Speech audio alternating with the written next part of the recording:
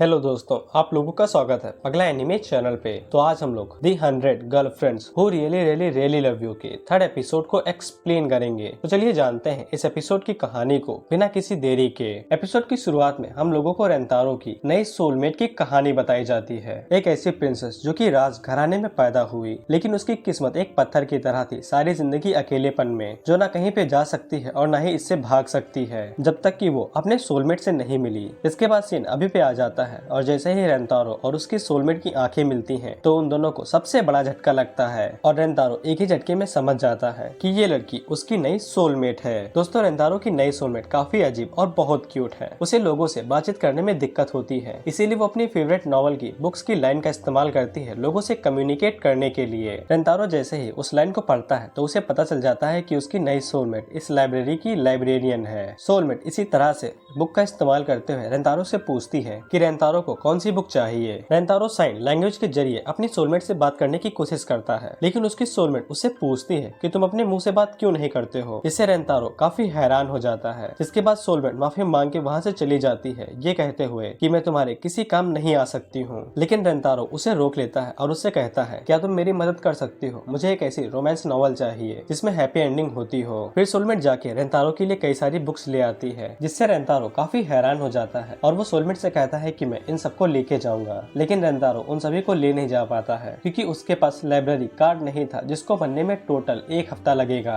इसीलिए सोलमेट आगे बढ़ती है और वो रेंतारो को अपनी नॉवल बुक दे देती है। इसकी मदद से सोलमेट कम्युनिकेट करती है। रेंतारो इस बात से काफी हैरान हो गया था कि सोलमेट उसको अपनी नॉवल बुक दे रही है, इसीलिए रेंतारो काफी हैरान हो गया था। इसके बाद रेंतारो सोलमेट से उसका नाम पूछता है तो सोलमेट अपना लाइब्रेरी कार्ड आगे करती है, जिसके ऊपर उसका नाम लिखा था, जो कि है शिजुका। जिसके बाद रेंतारो शिजुका को अपना नाम बता के कारण और हकारी के पास वापस आ जाता है, जहाँ पे वो दोनों लड़कियां रेंतारो के लिए अच्छा खाना बनाने के लिए अभी भी कुकिंग बुक पढ़ रही थी। इसलिए रेंतारो खुशी के मारे रोने लगता है क्योंकि उसके पास इतनी अच्छी गर्लफ्रेंड्स हैं जो उसके लिए इतनी मेहनत कर रही हैं। जिसके बाद हम लोग रेंतारो को उसके घर में शिजुका की लव नॉवल पढ़ते हुए देखते हैं, जो कि इसके ऊपर थी एक प्रिंसेस और उसके नाइट कामाकुरु की, जहाँ पे कामाकुरु प्रिंसेस के सामने कसम खाता है कि वो अपनी आखिरी सांस तक प्रिंसेस की रक्षा करेगा। जिसके बाद हम लोग देखते हैं कि प्रिंसेस के ऊपर एक ड्रैगन हमला कर देता है और वो प्रिंसेस के ऊपर अटैक करके उसे मारने वाला था। तभी वहाँ पे कामाकुरु आता है, जो कि प्रिंसेस की जान बचा लेता है और एक ही झटके में ड्रैगन को मार गिराता है। और इसी तरह से उन दोनों की आंखें मिली और उन दोनों को एक दूसरे से प्यार हो गया।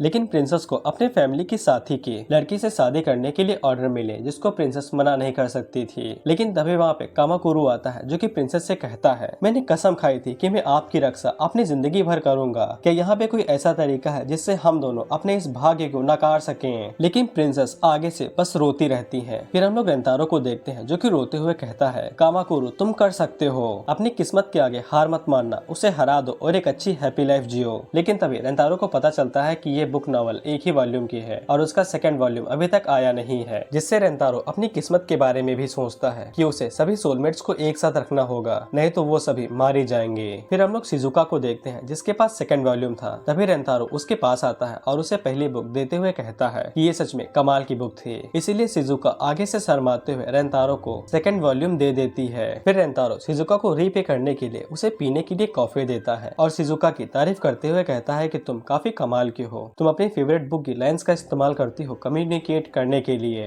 और रेंतारो इसी तरह से शिजुका के साथ बात करता रहता है। शिजुका रेंतारो से कहती है कि मैं इस तारीफ के लायक नहीं हूँ, मैं एक ऐसी पर्सन हूँ जो कि सही से बात भी नहीं कर सकती है और तुम्हें एक ऐसे पर्सन हो जिसने मेरे साथ इस तरह से बात की है, इसीलिए मैं अपने दिल से तुम्हें शुक्रिया कहती हूँ। इसके बाद शिजुका थोड़ा सा उदास हो जाती है और रेंतारो उसके उदास चेहरे को काफी अच्छे से देखता है। जिसके बाद रेंतारो शिजुका से कहता है, क्या मैं पहली नॉवल को फिर से एक बार ले जा सकता हूँ? जिसके लिए शिजुका मान जाती है। फिर हम लोग शिजुका को लाइब्रेरी में काम करते हुए देखते हैं, जहाँ पे उसकी सीनियर उसे कहती है, क्या तुम्हारे साथ कुछ हुआ है? तुम काफी दिनों से काफी खुश लग रही हो। शिजुका आगे से बुक की मदद से समझाने की कोशिश तो करती है, लेकिन वो कुछ समझा नहीं पाती है। जिसके बाद जब शिजुका लाइब्रेरी में काम कर रही थी, तभी वो रेंतारो के साथ पहली मुलाकात के बारे में सोचती है, जिससे वो शर्माने लगती है। लेकिन शिजुका को रेंतारो का इंतजार करते हुए इसी तरह से 1 दिन, 2 दिन और 3 दिन बीत जाते हैं, लेकिन रेंतारो उससे बात करने के लिए दोबारा नहीं आता है। इसी बीच शिजुका रेंतारो को हकारी और कैरन के साथ देख लेती है। रेंतारो उन दोनों से कहता है कि मैं कई दिनों से सही से नहीं सोया हूँ, इसीलिए मेरी आंखों के नीचे डार्क सर्कल्स हो गए हैं। इसीलिए हकारी आगे बढ़ती है और वो रेंतारो के गालों के ऊपर किस कर लेती है और शर्माते हुए रेंतारो से कहती है कि मैंने इसे तुम्हें अपनी एनर्जी दे दी है जिससे तुम्हें नींद नहीं आएगी। अब हकारी ने किस किया है तो कारण कैसे पीछे रह सकती है, इसीलिए वो भी रेंतारो को किस करने की कोशिश तो करती है, लेकिन अपना सर रेंतारो के सर के ऊपर मार देती है, जिसको देख के शिजुका काफी ज्यादा उदास हो जाती है और वो अपने मन में सोचती है कि रेंतारो के पास पहले से ही गर्लफ्रेंड्स है, इसीलिए मैंने उसे ये उम्मीद क्यों लगाई कि वो सारा टाइम बुक्स पढ़ रहा होगा। जिसके बाद हम लोगों को शिजुका की बैक स्टोरी दिखाई जाती है, जहाँ पे हर कोई शिजुका को इसी बात के लिए टोका करता था कि वो नॉर्मल तरीके से बात क्यों नहीं कर सकती है। जिस तरह से वो बात करती है इसे बिल्कुल घिनौनापन महसूस होता है, यहाँ तक कि उसकी माँ भी उसको इसीलिए कोसा करती थी और उससे कहती थी कि तुम नॉर्मल तरीके से बात क्यों नहीं कर सकती हो, जल्दी से बोलो। और शिजुका का पूरा बचपन इसी तरीके से बीता था, इसीलिए शिजुका को बचपन से ही लगने लगा था कि उसके साथ कोई भी बात नहीं करेगा। जिसके बाद हम लोग शिजुका को लाइब्रेरी में देखते हैं, जहाँ पे वो उदास बैठी हुई थी, लेकिन तभी वहाँ पे रेंतारो आता है और उससे कहता है कि तुम यहीं पे हो और मैं तुम्हें फिर से रीपे करने के लिए आया हूँ। जिसके बाद रेंतारो शिजुका से पूछता है क्या तुम्हारे पास स्मार्टफोन है। शिजुका आगे से हाँ कहती है तो रेंतारो उससे कहता है मैं चाहता हूँ कि तुम अपने फोन में एक ऐप को इंस्टॉल करो।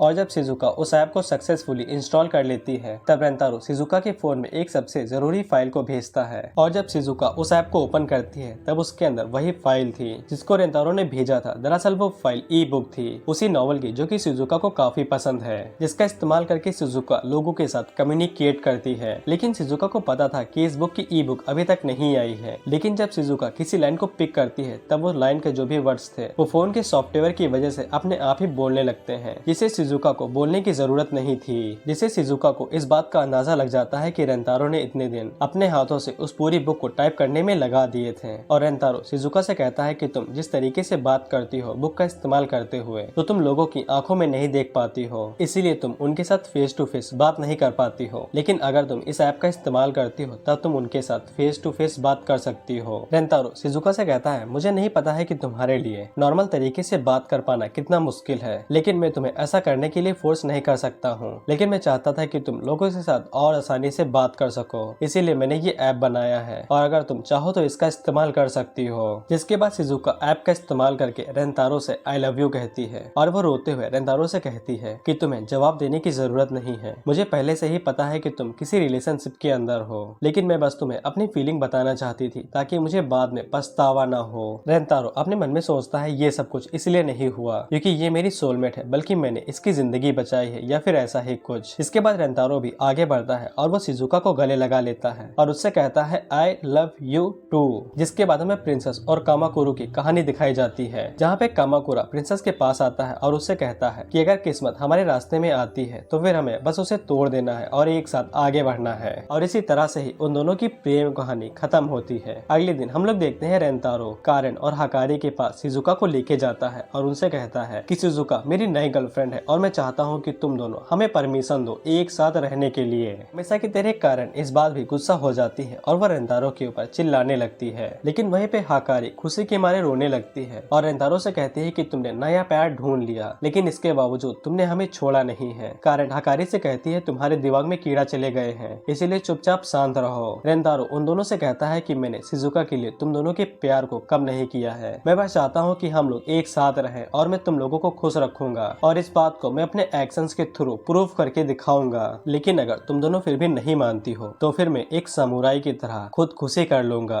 कारण उसे चिल्ला के कहती है क्या तुम खुद को एक समुराई समझते हो। हकारी रेंतारो से कहती है कि तुम एक असली मर्द हो जो कि अपने प्यार को छोड़ना नहीं चाहता है। रेंतारो उन लोगों से कहता है कि मैंने एक गैंगस्टर वाली नाइफ भी मंगा ली है, अगर चाहो तो खुदकुशी कर सकता हूँ। जिसके लिए वो दोनों लड़कियां मान जाती हैं कि शिजुका उनकी नई साथी हो सकती है और हमें बताया जाता है कि अब लव ट्रायंगल से रेक्टेंगल हो गया है। लेकिन क्या रेंतारो अपनी सारी सोलमेट्स को संभाल सकता है, क्योंकि अभी भी 97 आना बाकी है। और इसी के साथ ये एपिसोड यहीं पे खत्म होता है।